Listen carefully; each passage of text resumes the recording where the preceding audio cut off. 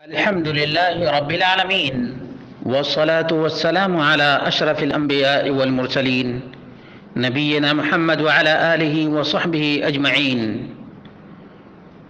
قال الله تعالى: اليوم أكملت لكم دينكم وأتممت عليكم نعمتي ورضيت لكم الإسلام دینا. برادران اسلام، دینی اور ملی بھائیوں، دوستوں اور ساتھیوں، اللہ کے رسول صلی اللہ علیہ وسلم کے زمانے ہی میں دین کمپلیٹ اور مکمل ہو گیا، اور اللہ کے رسول صلی اللہ علیہ وسلم نے فرمایا: تمہارے درمیان دو چیزیں چھوڑے جا رہا ہوں، جب تک ان دونوں چیزوں کو مضبوطی سے تھامے رکھو گے گمراہی کے قریب تک نہ جاؤ گے. کتنے افسوس کی بات ہے کہ شیعی روایات کے نتیجے میں 15 شعبان کو نہ جانے کتنی بدعتیں، کتنے خرافات اور کتنی بد اعتقادیاں روافض سے در آئی ہیں. آج میرا دل چاہتا ہے کہ میں ان روافض کی کتابوں سے یہ چیز ثابت کر دوں کہ 15 شعبان میں جو کچھ کیا جاتا ہے، بجلی کے قمقمے اور رات بھر جاگنا اور اپنی طرف سے نمازوں کا سلسلہ جاری کرنا، یہ شیعیت، رافضیت اور مجوسیت اور سبائیت کا نتیجہ ہے.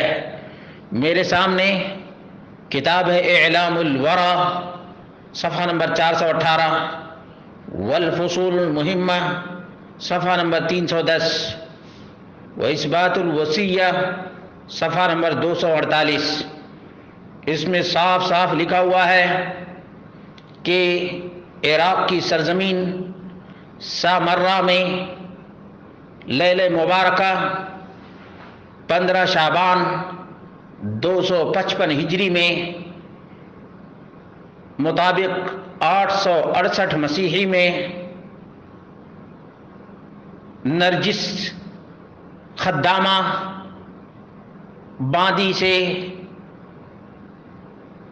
ایک لڑکا پیدا ہوا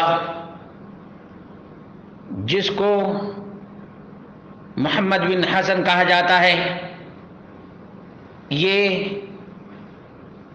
سر من رآ عراق کے غار میں چھپ گیا، اور اسی کی پیدائش کی مناسبت سے 15 شعبان کو یہ تمام کے تمام خرافات انجام دیے جاتے ہیں.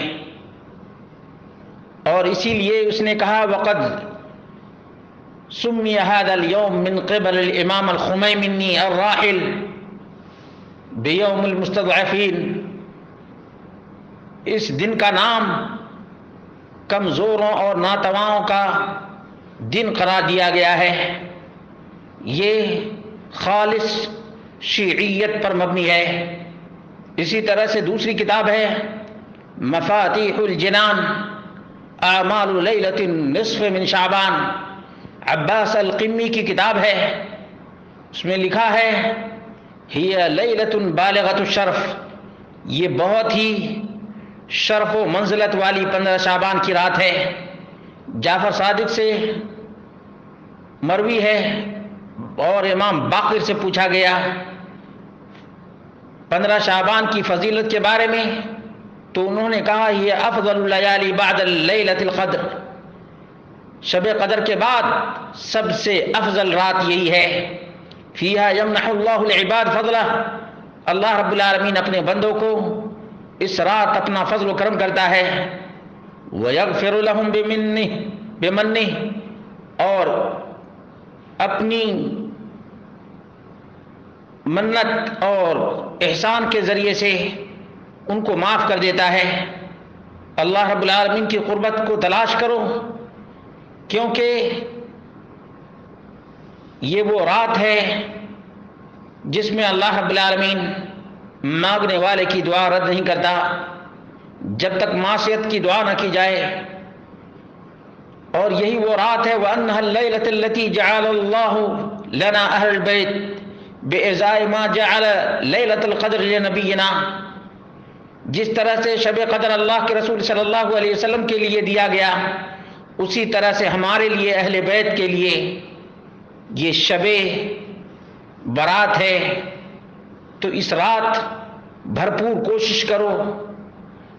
ومن عظیم برکات هذه الليلة المبارکہ انہا میلاد سلطان العصر و امام الزمان، اس رات کی برکت کے عظیم ترین نعمتوں میں سے یہ ہے کہ سلطان العصر کی پیدائش ہے، امام زمان کی پیدائش ہے، ہماری روحیں ان پر فدا ہوں۔ ولد عند السحر سنة 55 و200 فی سر من رآ، امام زمان 255 ہجری میں سحری کے وقت سر من رآ میں پیدا ہوئے۔ وہذا ما یزید هذه الليلة شرفا وفضلا، اور امام زمان کی پیدائش کی وجہ سے اس رات کا شرف اور منزلت و مقام بھی بڑھ گیا۔ اس لیے اس رات میں غسل کرنا چاہیے۔ فإنه يوجب تخفیف الذنوب، اس رات غسل کرنے سے گناہ جھڑتے ہیں۔ نمبر 2، اس رات کو نمازیں پڑھنی چاہیے۔ احیاؤها بالصلاة والدعاء والاستغفار كما كان يصنع الامام زین العابدین، امام زین العابدین جس طرح سے کیا کرتے تھے اس طرح سے نماز پڑھیں، دعا کریں، استغفار کریں۔ اور روایت میں ہے کہ من احیا هذه الليلة لم يمت قلبه يوم تموت القلوب، جو 15 شعبان کی رات کو بیدار رہے گا اس دن اس کا دل نہیں مرے گا جس دن تمام لوگوں کے دل مر جائیں گے۔ نمبر 3، اس رات ان نمازوں کو ادا کرے